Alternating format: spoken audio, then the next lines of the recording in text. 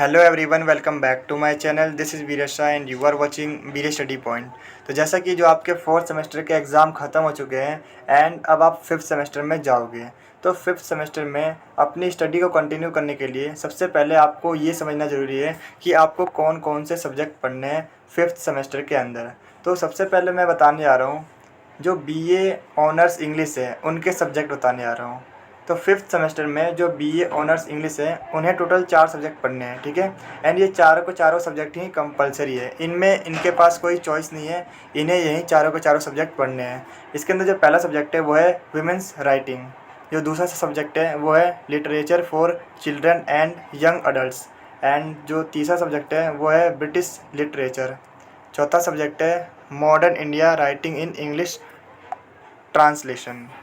तो ये उनके फिफ्थ सेमेस्टर में सब्जेक्ट्स होने वाले हैं। तो आइए अब हम बात करते हैं बीए ऑनर्स पॉलिटिकल साइंस के बारे में कि उन्हें कौन कौन से सब्जेक्ट पढ़ने हैं। तो सेम वे में उन्हें भी टोटल 4 सब्जेक्ट पढ़ने हैं, ठीक है। एंड ये चारों के चारों सब्जेक्ट ही कंपलसरी है, इनमें कोई उनके पास चॉइस नहीं है कोई दूसरे सब्जेक्ट लेने की। तो इसके अंदर जो उनका पहला सब्जेक्ट है वो है क्लासिकल पॉलिटिकल फिज़ोलॉफी, एंड जो दूसरा सब्जेक्ट है वो है Indian political thought. Third subject है human rights in comparative perspective, and last subject है development process and social movement. तो इन्हें पढ़ना है उन्हें। तो अब हम बात करते हैं बीकॉम ऑनर्स के बारे में कि उन्हें कौन कौन से सब्जेक्ट पढ़ने हैं। तो उनका जो पहला सब्जेक्ट है वो है प्रिंसिपल ऑफ मार्केटिंग, एंड जो दूसरा सब्जेक्ट है वो है फाइनेंशियल मैनेजमेंट।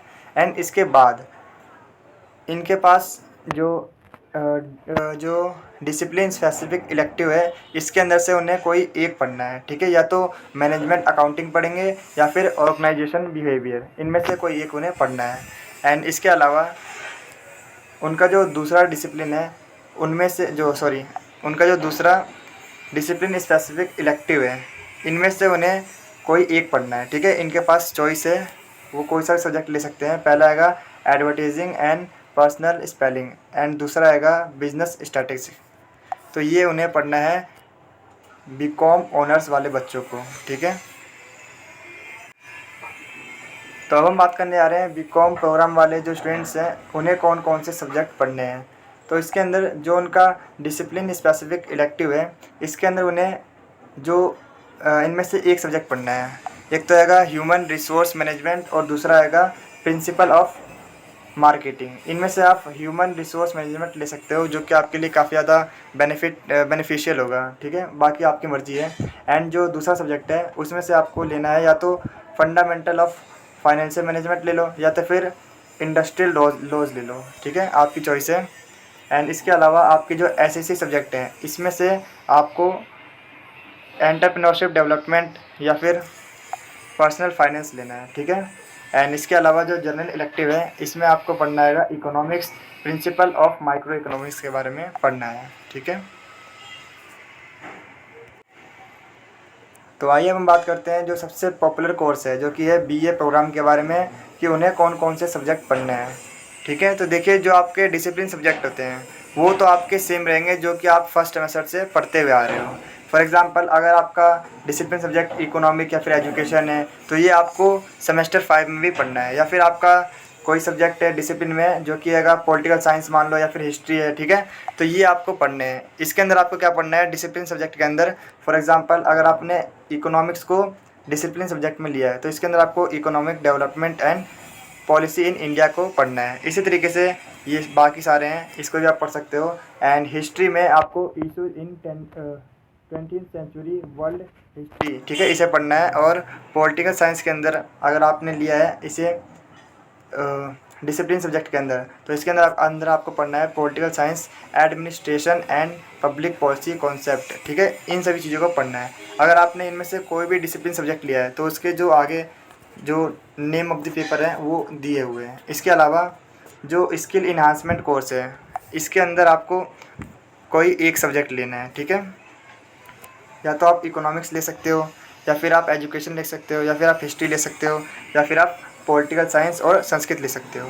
इसके अलावा जो आपका एक और जर्नल इलेक्टिव है इसमें से आपको कोई एक ही लेना है, या तो इकोनॉमिक, या तो इंग्लिश, या फिर हिंदी, या फिर हिस्ट्री, या फिर पॉलिटिकल साइंस, या फिर संस्कृत, या फिर कॉमर्स में से आप कुछ भी ले सकते हो, ये आप पे डिपेंड करता है। अच्छा, यहाँ पर मैं आपको एक बात और बताना चाहता हूँ, जो जर्निक इलेक्टिव कोर्स होता है, ठीक है, इसके अंदर आपको वो सब्जेक्ट लेने होते हैं जो कि आप डिसिप्लिन में नहीं लिए हो, ठीक है। लेकिन जो लास्ट बैच था 2019 का, उन स्टूडेंट्स ने क्या किया था, जो उन्होंने डिसिप्लिन में सब्जेक्ट ले रखे हैं वो उन्होंने जनरिक इलेक्टिव में भी ले लिया है, ठीक है। तो उससे भी कोई प्रॉब्लम नहीं हुई। लेकिन आप वही कोर्स देना, अगर बाई चांस आपने मान लो डिसिप्लिन सब्जेक्ट के अंदर आपके पास इकोनॉमिक है, तो आप जर्नल इलेक्टिव में इकोनॉमिक्स को मत लेना, ये मेरी एडवाइस है, बाकी आपकी मर्ज़ी है, ठीक है।